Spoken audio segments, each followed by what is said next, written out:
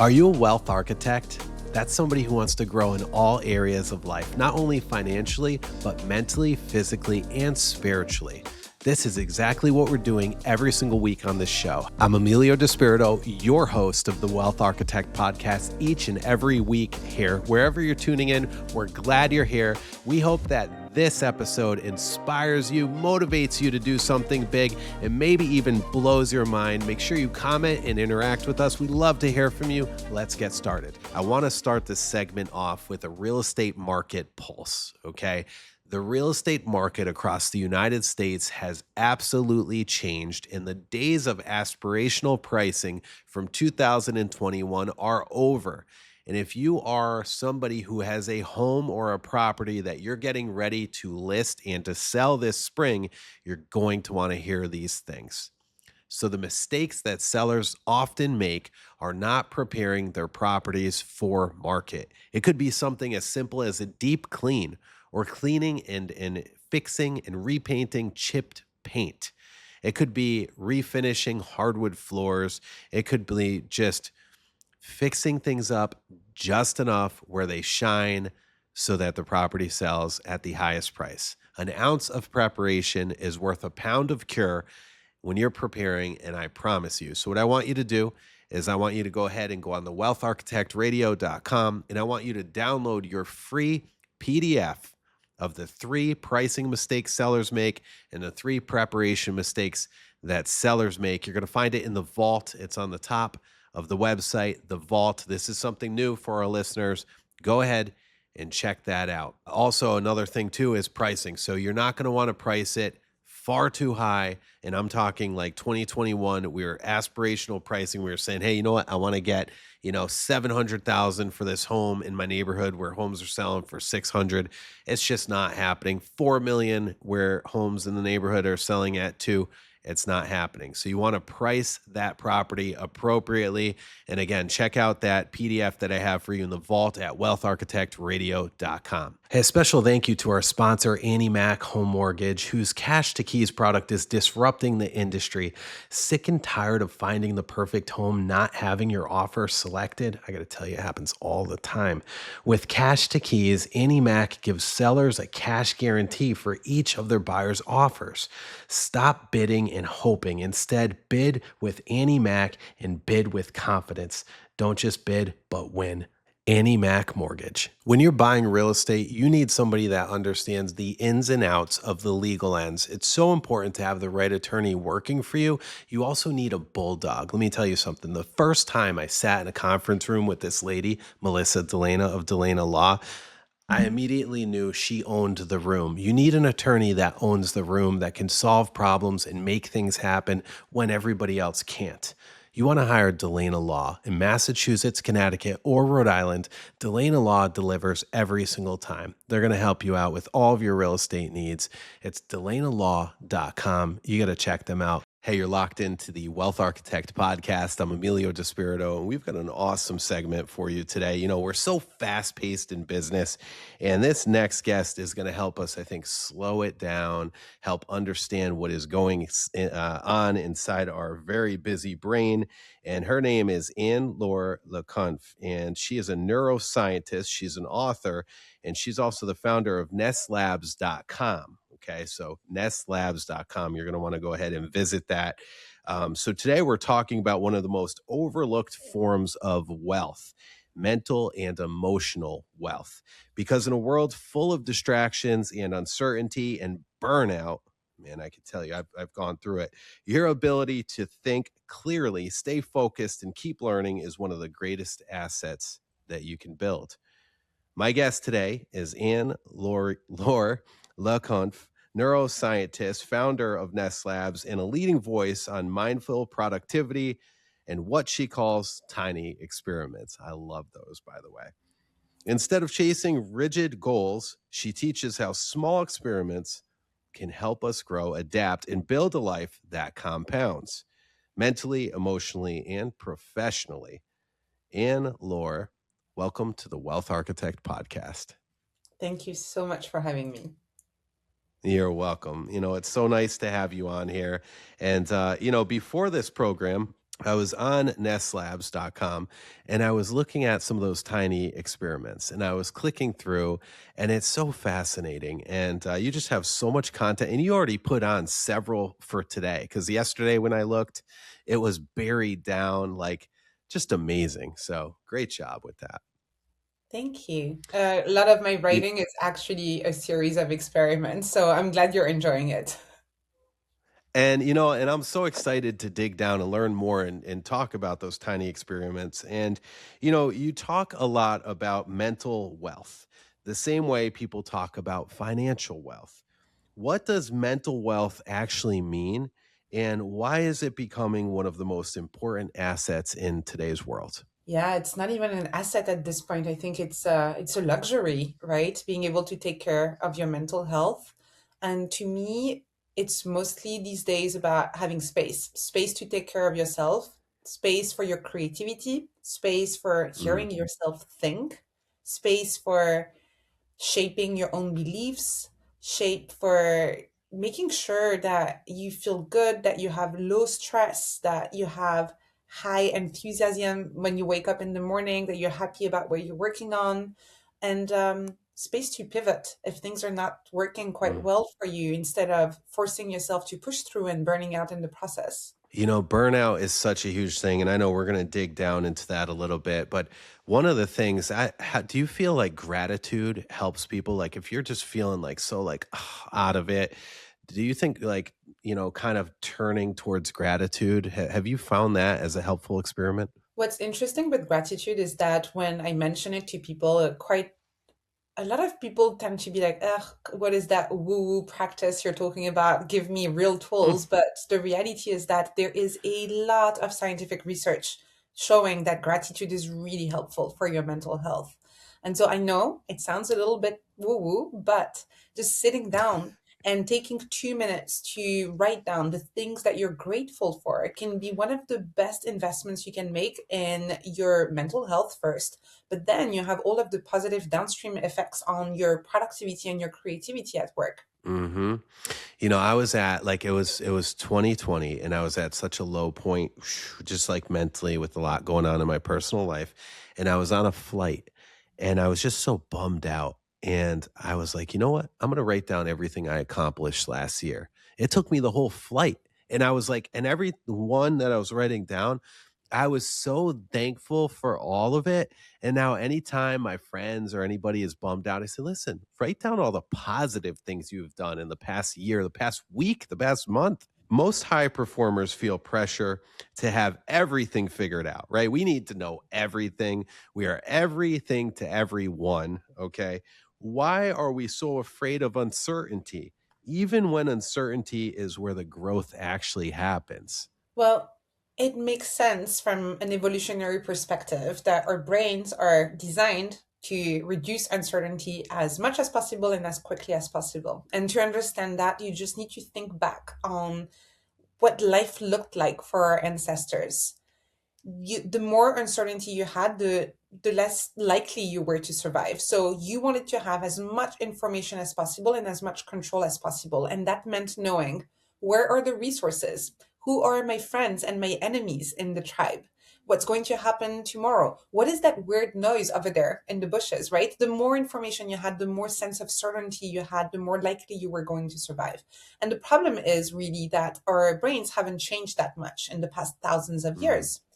And there's nothing wrong with the way your brain works. It's really doing a great job if your only goal in life is to survive. It's going to protect you mm, and make sure you survive. But if you want more than that out of life, if you want more than just survive, if you want to thrive and grow and figure out what is the life do you actually want to live, those protection mechanisms, those survival mechanisms can actually get in the way of your personal and professional growth.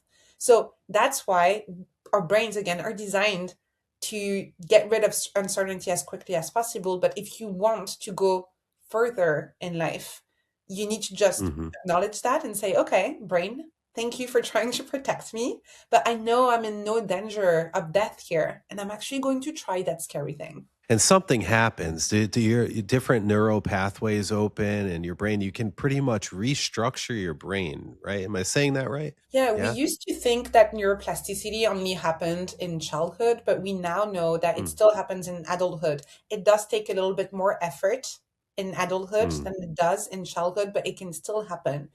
And what's interesting is that when your brain changes in the way and you're forming those new pathways, you can almost feel it. Anytime you're trying to acquire a new skill or learn something new, when we say, I'm out of my comfort zone, right? And you feel like, oh, this is yes. kind of hard, right? Yeah. Yes. This is neuroplasticity. This is literally your brain creating those new pathways. And it just means your brain cannot rely on pathways that already exist and that feel easy. Mm. How many repeats does it take of something to rewire your brain? It really depends on the task. And so there's no fixed number for this. But if you want to actually learn something, you do need to do it several times. Really, in order to know when you're getting closer to mastery, it's really more about paying attention to Mm, how easy it starts to become. The mhm. best way I can describe this is if you think about when you learn how to drive, the first few times that you learn how to drive, it felt really difficult. You had to pay attention to every single thing, and you were Yeah. probably quite tense, right? Now you can Yes. drive and you can listen to a podcast and maybe talk to your friend who's sitting next to you at the same time. And you can, don't do it with your eyes closed, but it feels like Yeah. something you could do almost with your eyes closed. So that's the signal you want to pay attention to. Pay attention to how easy or difficult it feels. And when it starts becoming easy, it means that maybe it's time to start learning something new. Maybe it's time to get out of your comfort zone again. That's a good point. Have you ever heard of the book called Breaking the Habit of Being Yourself by No, who this is a wrote good that? title.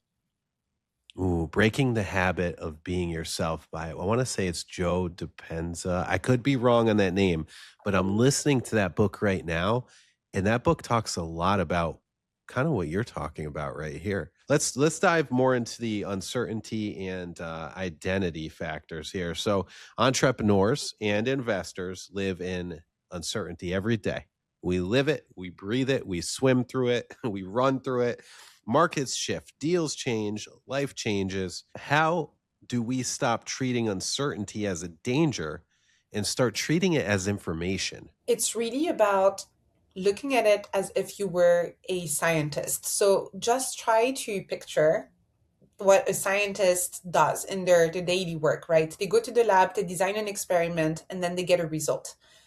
And they don't know what the result is going to be, right? There's a lot of uncertainty here because if they already knew the outcome, there would be no point running the experiment in the first place. So you experiment Mhm. because you don't know what's going to happen. You experiment because there's uncertainty. And what is their relationship to uncertainty? Well, they love it. It's juicy. It's interesting. It means that they're going to Amen. learn something new. Yes. And so really it's about as an entrepreneur, as an investor, as anyone who has any sort of professional ambition, really it's about every time you're faced with uncertainty, having this response that is more similar to the one of a scientist. Like, ooh, juicy, uncertainty. What's going to happen? What can we learn here? This is what I call having an experimental mindset when anytime there's something you don't understand, you see it as an opportunity to experiment and learn something new. That's a beautiful thing. And, so many people are so attached to like outcomes. They almost put their identity in the outcome of success, failure, productivity.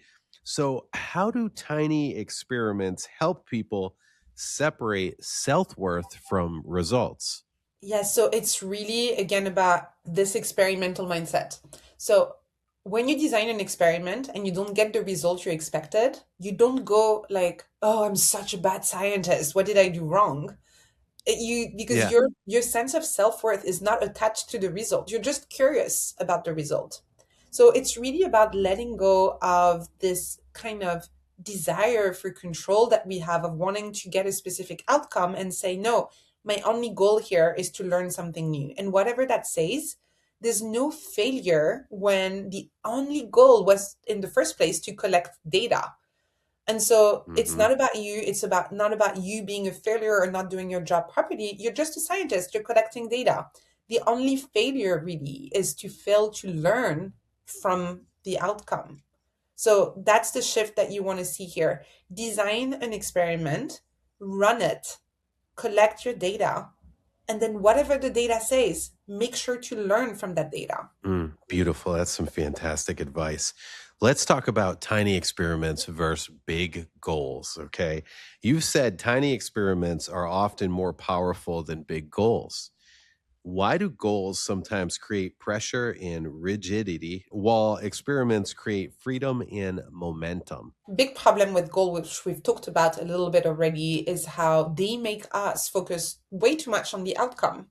And so we Mm, have this very binary definition of success and failure. We say, this is the outcome I want, and either I get there and this is success, or I don't get there and this is failure, which makes us close many doors, many potential approaches where there's not this very clear binary definition, this very clear outcome, or it makes us ignore approaches where we're not quite sure it's going to work, right? We want to have a plan, we want a vision, we want a blueprint that we can copy and paste and where we feel like hmm we will be successful. So that's one problem. It's really that it limits our potential, really. The other problem Wow. with goals is that when you have this very linear approach to success, where you say, this is what success looks like, hmm then you tend to compare yourself to others. It creates a lot of social comparison. So it's as if we had this giant leaderboard that everybody was looking at and comparing where Yeah. we're at compared to others. And so we say, oh, how come this person I used to go to school with is over there and I'm down there still? Am I not being fast enough, not effective enough, not productive enough? Whereas when you experiment, you let go of that leaderboard, you let go of that binary definition of success, and you basically have your own lab, you have your own playground, your own sandbox. And so you cannot really compare your progress and your success to the one of others because you're Correct. doing your own experiments. You're creating your own version of success. Like there's so much gold in that. And while you're telling us this, I'm thinking about just today's society and the access that the social media, the highlight reels.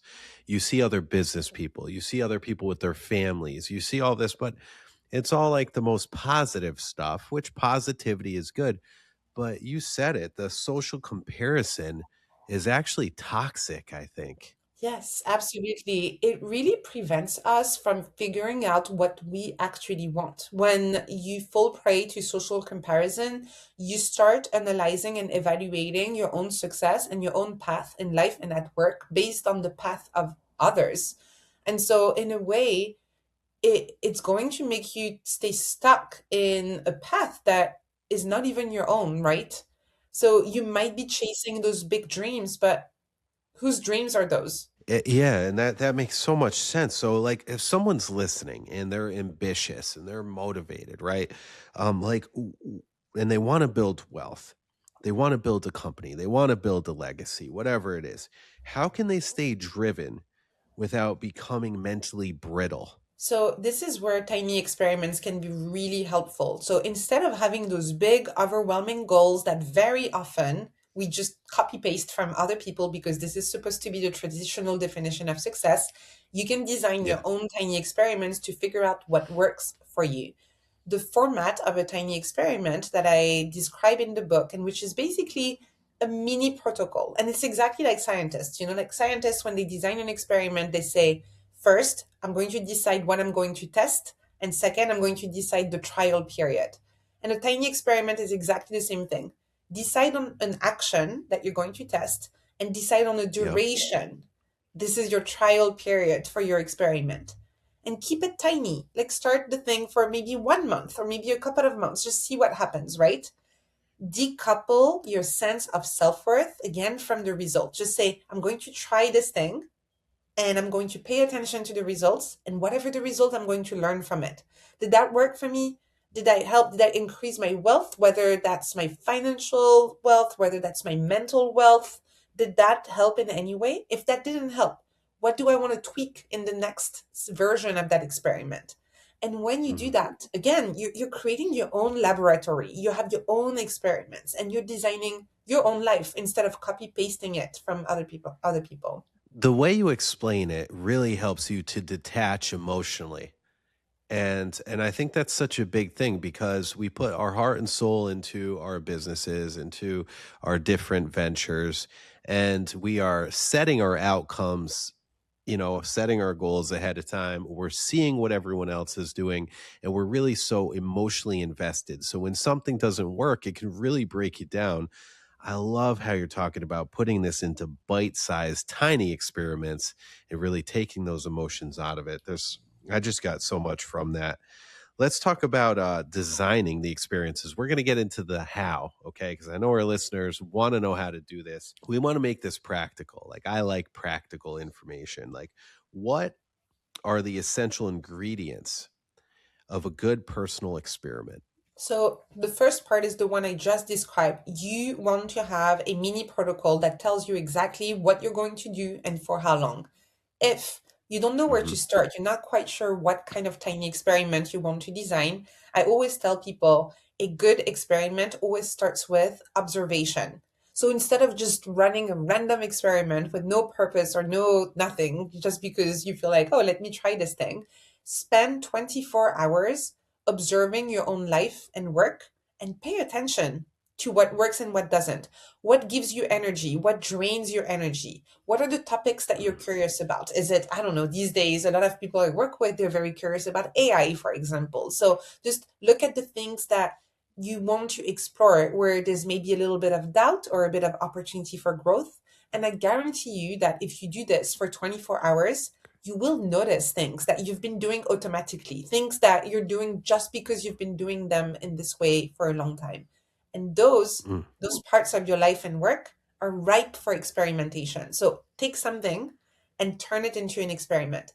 That could be, as simple as saying, I will reach out to one industry leader every Monday on LinkedIn for duration, 6 weeks or whatever. I will meditate every morning for 10 minutes for 10 days. I will not bring my phone in my bedroom for 2 weeks.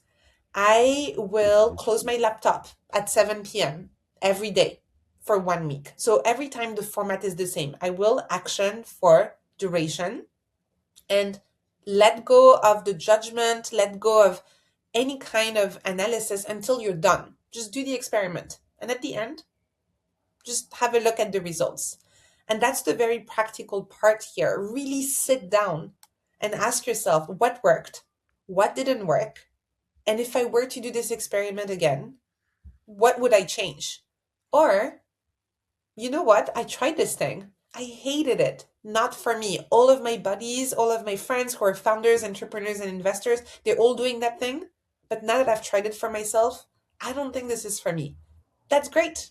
Now you know. Now you know you have collected your own data.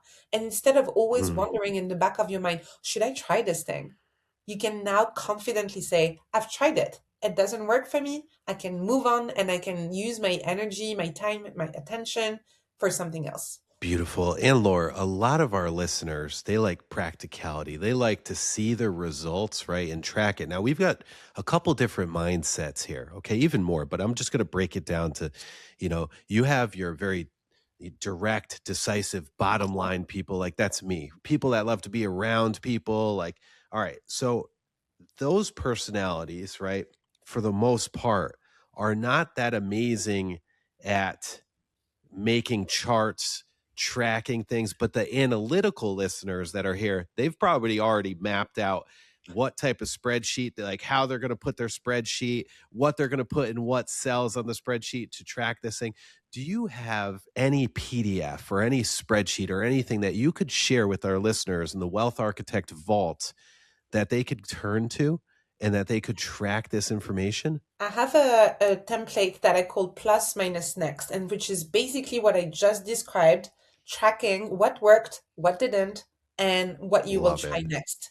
If you do that week after week, at the end of each iteration of your experiment, you will start seeing patterns and you will start seeing things that keep on happening. It's really funny to me when sometimes I've been running an experiment for a few weeks and I go and write Hmm. something in the minus column, what didn't go so well. And then I notice, oh wow, I've been complaining about the same thing for the past 3 weeks. Maybe it's time to solve it. So this is a really good tool to track the progress of your experiment, but also to notice patterns. I love that. So, Anne-Laure, you can share that with our listeners, right? All right, awesome. So after the show, send it over to my team and I.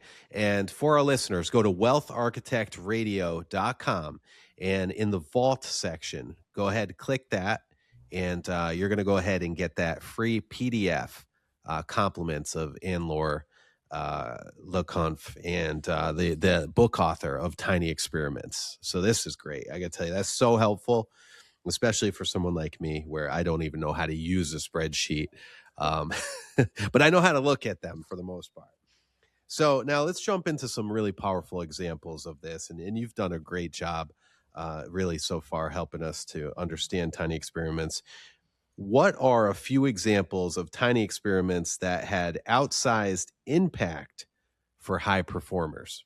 Any experiment that allows you to explore your skills, to improve your already existing talents is amazing. So, in my case, for example, an experiment that really changed my life was my writing experiment, where I said, I will write one short essay every day for 100 work days. And they could be really short. Sometimes they were two Hmm. paragraphs, right? But every morning with my cup of coffee, I would sit down and I would write something about my work, about what I was studying, and I would have to hit publish and just put it out there even if it wasn't ready. And I learned so much in terms of formulating Wow. my ideas, in terms of removing a little bit of that inner critic and just say, here's the idea, here's the draft, and it doesn't have to be perfect. And so that was one that was really helpful for me. So asking yourself, is there an area in your work, a skill where you feel like you're pretty good, but there's maybe potential for growth? Could you experiment around Mm, that to take yourself to the next level? I love that. Great advice. Thank you. If someone feels overwhelmed, they feel burnt out, okay? What is one experiment that could help them regain clarity quickly? I would say that in that case, which is the opposite of what I just said, in that case, I would encourage people to try experiments that don't add new things, but that remove things. I mentioned earlier the Yeah. experiment about I will not bring my phone in my bedroom for, a week or 2 weeks. Maybe in that case, you could try I will not check my email for the first hour of the day before I start work, right? So I can have this hour for myself, for creative thinking, for strategic thinking. Or maybe it's about looking at your calendar. Are there meetings or projects that are taking a lot of mental space that you don't think are that important or that urgent? What would it look like to spend a couple of weeks without going to those meetings, letting your team do it, not Mm. showing up and actually taking that time back, right? So if at the moment you're feeling like you're a bit overwhelmed, lacking clarity, you don't have that mental space to think, remove some of the stuff that is preventing you to think clearly, experiment with that. Again, keep it tiny. Try it for a couple of weeks and see what happens. That is gold right there. And I've been doing that in my business the past several months. And I'm like, wow, I've got all this newfound time. And then, and that brings me to my next point, right? Is that creativity is where wealth is made. It's where problem solving, information comes from. And you can only have those creative moments when you have the clarity and you can think, when you can have the time to think. So, what experiments help people become more creative again, especially after years of grind? So, in order to have creative output, you need to have good creative input. And what I have found is that a lot of people feel creatively stuck because, as you said, if you've been grinding for years, you actually haven't had any time to just get some really good creative input. So, first step, forget about creating. Mhm. Are you reading books? Are you listening to good podcasts? What does your feed look like on YouTube? Is it interesting documentaries or is it slop that is actually not going to help you become more Mhm. creative? So that would be the first step, experimenting with ways to first improve your creative input, because this is what is going to create inspiration then for creative output. Then again, it's always, as I said, it's about making space, making space. So if you want to be more creative, you need space for that creativity. What would that look like to experiment with blocking time once a week, a couple of hours to write or to read, do research, and be creative? What would it look like to experiment with finding a creative buddy, a friend of yours, where you can go and grab coffee once every couple of weeks and you just work on your creative projects? There are so many ways to experiment. But again, if you're not sure where to start, think about the input first, creative input first. Your information diet, your creative diet is so important. And this is going to be the foundation for you to then become more creative. Beautiful. Now, a lot of our listeners, a lot of people in business have or battle with ADHD. It seems to be one of those things that high functioning people have. Like, let's say somebody with ADHD, what are some tiny experiments that they can do to stay focused, stay on task? I have one that I think at this stage, does it need to be an experiment? I don't know because it just works for most people, but try it. Always try it and see if We'll it works take for it. you. Yeah, we know for sure that just having your phone next to you while you're trying to complete a task is distracting. And it doesn't Oh, matter so if bad. your notifications are off, if the phone is screen down, doesn't matter. It is distracting. Your brain is still going to want to know what's going on that screen. So leave it in another room. Leave it in another room. Really, that's going to be incredibly helpful. And another way is just to make sure, looking at your day, that you have a, I just talked about an information diet, but here, like really a varied diet throughout the day. People with ADHD can get bored very easily if they have to stick to the same thing for too long. So instead of saying, Oh, yeah. let me work for 4 hours on this project, say, okay, I'll do 1 hour of this project and then an hour of that other project. And so this way, you make sure that you're keeping yourself engaged and that you don't have to stay focused on the same thing for a very long period of time, which is going to be really hard for you. You know, our audience here on The Wealth Architect, they understand compounding financially. Okay. How do these tiny experiments compound? Like, give us like an idea of like, what could doing a little bit every single day do for you after a week, after a month, after a year? Mostly, this is going to give you a sense of clarity and confidence in terms of what you want your life to look like. You're not going to feel anymore like you have to have perfect certainty in order to be successful. You'll know that uncertainty is Hmm. actually a part of the process and that it actually can be fun and playful if you decide to engage with it in an experimental way.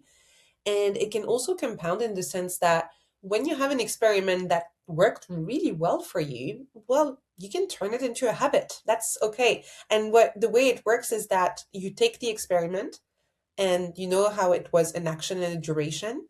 You remove the duration. You just say, actually, I'm going to keep on doing this now because it works really well for me. So that's another compounding effect of experimenting is that you can discover habits that work really well for you and you can build really good habits in your life. Fantastic. And if you could leave our listeners with one guiding principle for building emotional and mental wealth over the next decade, what would it be?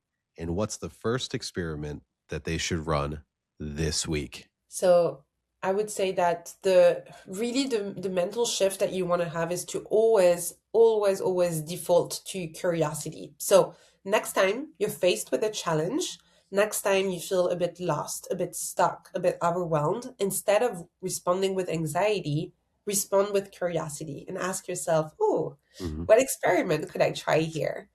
And in terms of designing your first experiment, I never tell people exactly what experiment they should design because that would defeat the purpose of having an experimental Mm. mindset. But one thing you can start doing this week would be to spend those 24 hours observing your own life, observing your own work, observing yourself, just pretending that you are an anthropologist discovering what is this life of yours and how does it work. And then based on that observation, you can design your first tiny experiment. Designed by curiosity. That's fantastic. You know, this conversation isn't just about productivity. It's about this. It's about the greatest wealth builders aren't the ones with perfect plans. They're the ones who keep running smart experiments until life compounds. And, our guest here today, Anne-Laure Le Cunff, the author of Tiny Experiments and founder of NessLabs.com and Neuroscientists. Absolutely fantastic. This information was amazing. I want to remind our listeners that you can go ahead and log into wealtharchitectradio.com and click the vault button on the top. And you can go ahead and get a free download of the plus minus next. Was that what it was called? The plus minus next chart? Yes, plus minus next. All right. And you can really set yourself up on the ground running with these experiments. Go ahead, check that out for free. Brought to you by Anne-Laure Le Cunff. Anne-Laure, thank you so much. Thank you. You're welcome. I enjoyed having you on here and hope to have you back on here again. Have you ever heard of upfront underwriting? Well, I haven't until I started working with Movement Mortgage. Movement Mortgage is one of the top loan originators around the country. Specifically, I want to give a thank you to Matt Bates. And if you're lucky enough to live in Rhode Island, Massachusetts, Connecticut, or New Hampshire, I strongly suggest you contact Matt Bates at rimortgageguy.com. Again, rimortgageguy.com. And he's going to help you to find that dream home. He does upfront underwriting, which means they fully approve you for a mortgage before you even place offers, increasing your chances of winning that dream home. rimortgageguy.com.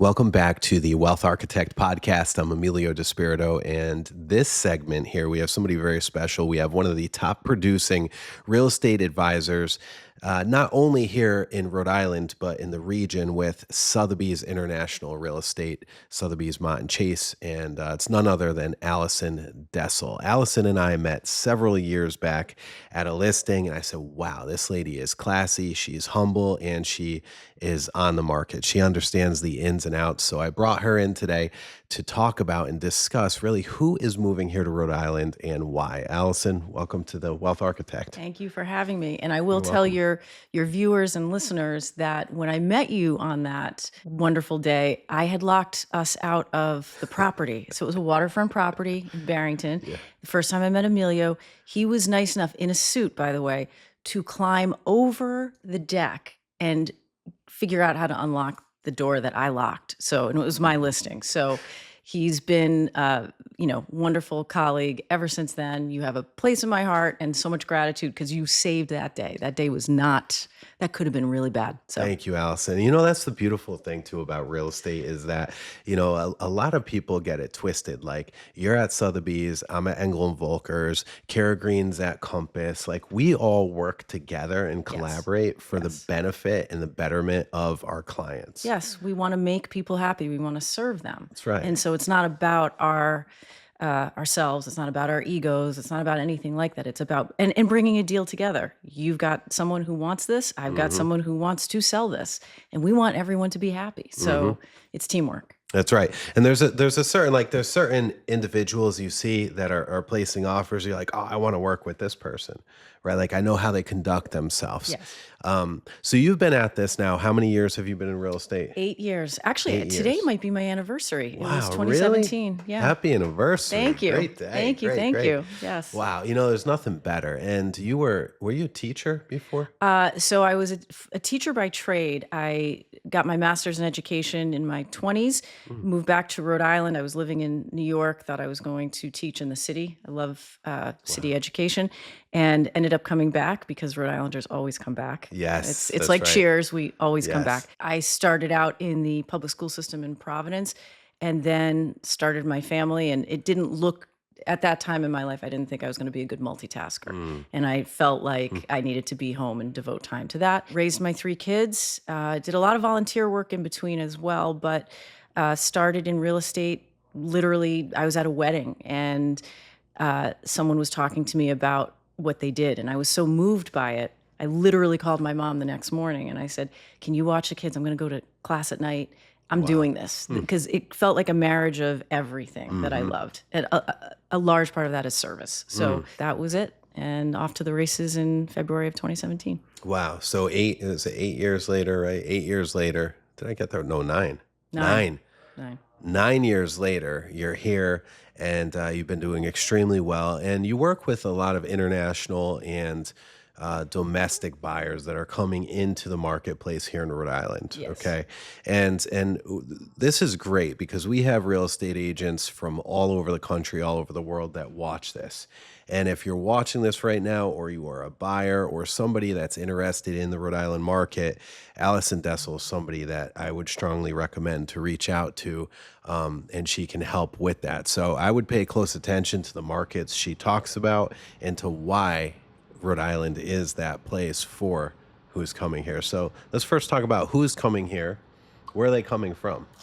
Well, a large part of, in terms of coastal Rhode Island, waterfront properties, we are seeing, I mean, we're always seeing movement from throughout the country, particularly Massachusetts, Connecticut, New York, some Florida, some California. Certainly in COVID, we had a lot of California buyers. With over 400 miles of coastline, it's hard to top. And, you know, I joke, but it's true. There's no ferry, there's no jitney, there's no plane. You get in your car and you go. And so for, you know, the Boston and New York buyer, and also all things being relative, there's tremendous value in Rhode Island. I know that it's been a very desirable location for those buyers, and certainly international, because I mean, drive around our coastline. I know I'm biased, but I'd say we're as beautiful a state as any place in the world. So I would agree with that. Where's the value? So where's the value for buyers coming into Rhode Island? So in terms of the luxury market in coastal Rhode Island, say you're in Narragansett and you're buying a beautiful waterfront home, put it in the Hamptons or put it in Nantucket. You're going to be quadruple, if not, you know, 5 times the cost. So, and we have, you know, great towns, great culture, great art, great restaurants. I mean, we're a foodie state, so we take our food very seriously here. Very serious. Very seriously. So, you know, you just think about what it is that you are creating here. And also, I think there are people who are really aiming for that multi-generational property. And it's really important for them to build roots here and make it accessible for everyone. So mom and dad might be in Boston or outside Boston, and they're saying, well, kids are in New York. What's easy for them? It's easy to get on a train and get to Rhode Island, or hop in your car and get to Rhode Island. Good point, yeah. We have a good location relative to some more challenging locations. So I know you're very familiar with New York City. You were going to go teach in New York City. How is the pace of life different here in Rhode Island than New York City or Boston? I mean, New York is New York. It's crazy. Yeah, the New York minute, right? It is legitimately crazy. It's a palpable energy. I lived there in my 20s, went to grad school there. My daughter is there. My eldest daughter is there now. You know, it's nuts, but good nuts. I think every place has incredible qualities. And there's also beauty in New York. I mean, there's just so much coming at you all the time. This feels like a giant vacation, even though there's lots of business happening in Rhode Island, lots of activity all across the board. I mean, it's almost hard to compare them. I think Boston is a more livable. I mean, depending on the location, I think Boston is probably a little more genteel in that way. New York's kind of wild. Yeah, it's pretty but hectic, fun, wild, fast-paced. Yeah. Good points. Now, all right, so these people are moving in from Connecticut, from Boston, other parts of Massachusetts, California, you said. How about internationally? Internationally, yes. I mean, we have, you know, with all of our hospitals, with our universities, with business here, sure, there's movement throughout. Usually it's driven by profession and need to move, but also, you know, understanding the value and the beauty of what's here relative to other more expensive locations, which is not to say that all things are relative, right? But so it's not to diminish the fact that price for coastal properties ranges. For example, last year we had the price range of solds from January 1 to now, I believe, was 16 million down to 4. Yeah. So, you know, there's room for people to participate in this market. And with coastal. So 5 years ago, pre-COVID, 6 years ago now, pre-COVID, you could get a waterfront property in Rhode Island for like $2 million, Yes. which that Yes. same property today is $8 million. Yes. No joke. And these prices are just continuing to escalate. So what was it before that? Like, why were people overlooking Rhode Island?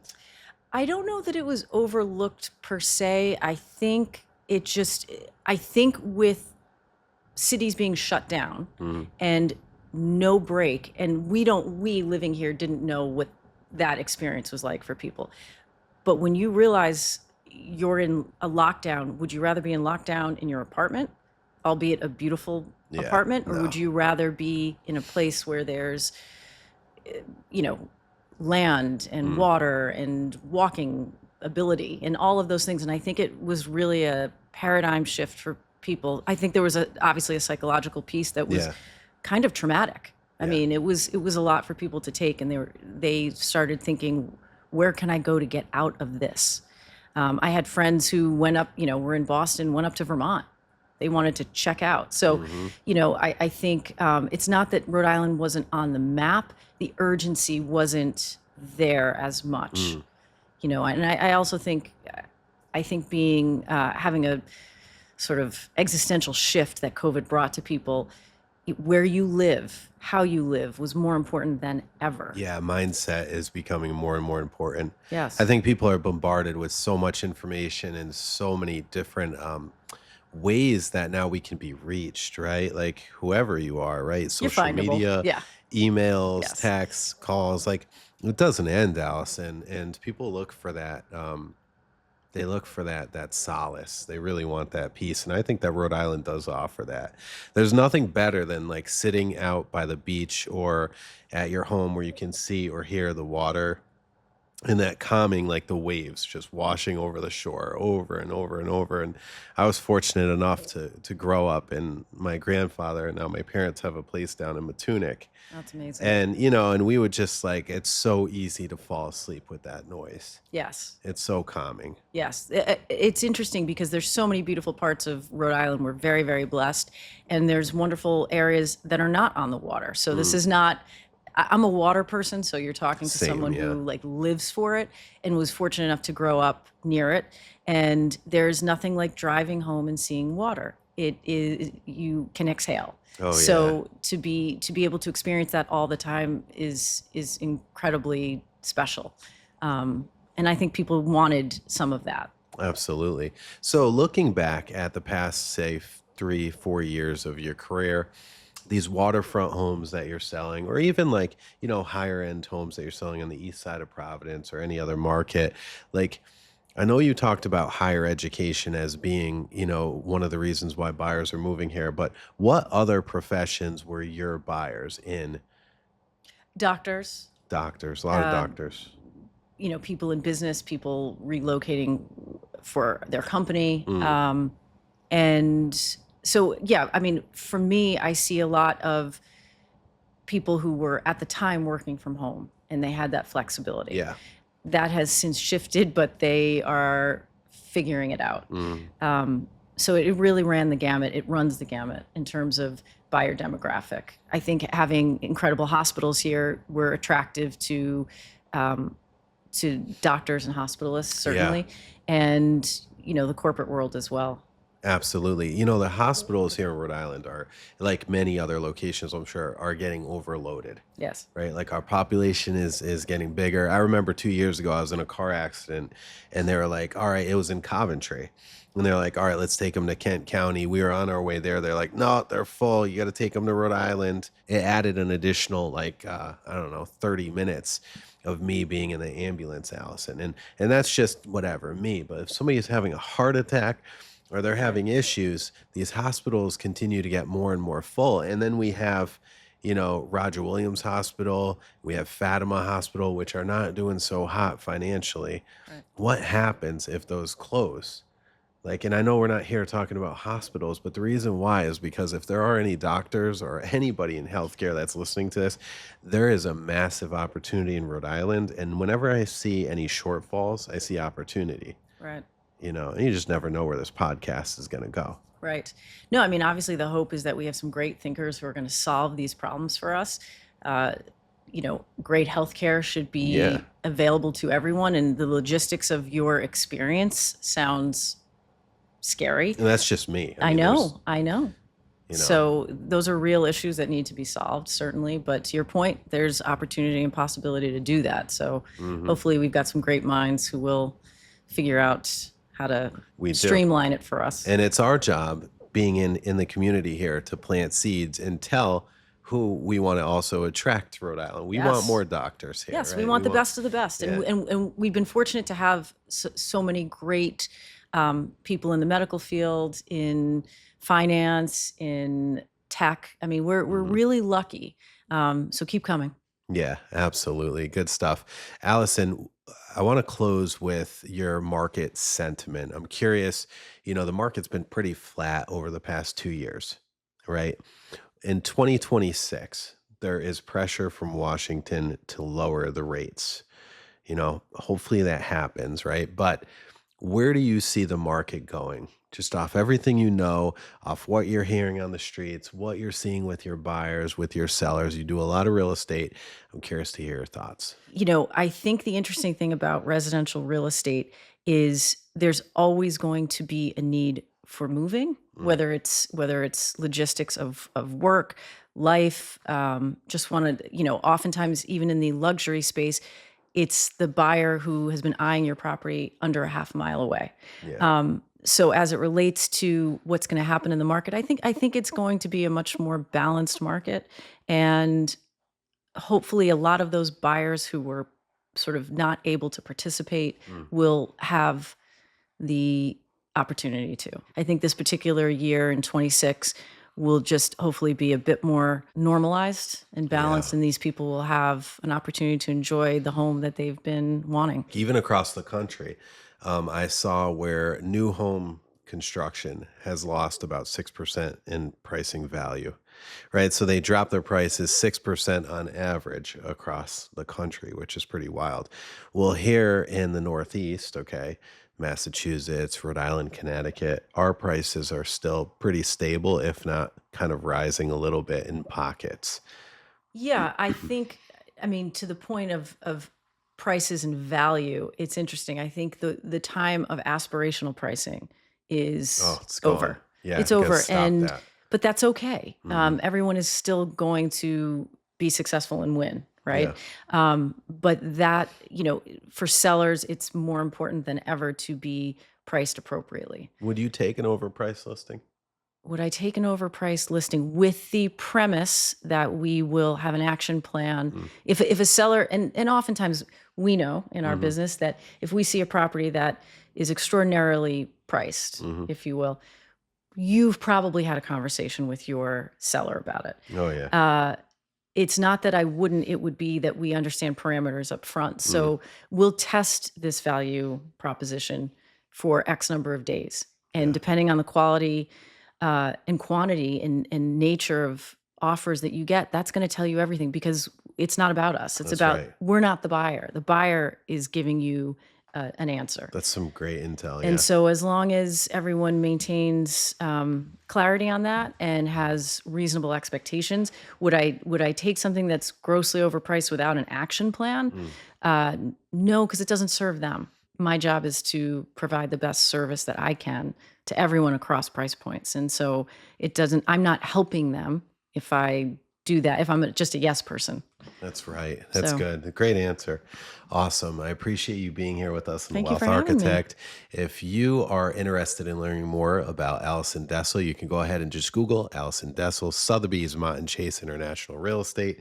And I promise you're going to find her. Connect with her on social media and through her website, any of those areas, and she'll reach out to you, I'm sure. Good stuff, Allison. Thank you again so much for coming on, talking about who's moving to Rhode Island and why, and some market insights. Thank you. Thank you. Awesome. A huge thank you to Anne-Laure Le Cunff, the writer, the author of Tiny Experiments. I strongly suggest you check out nesslabs.com. Check that out.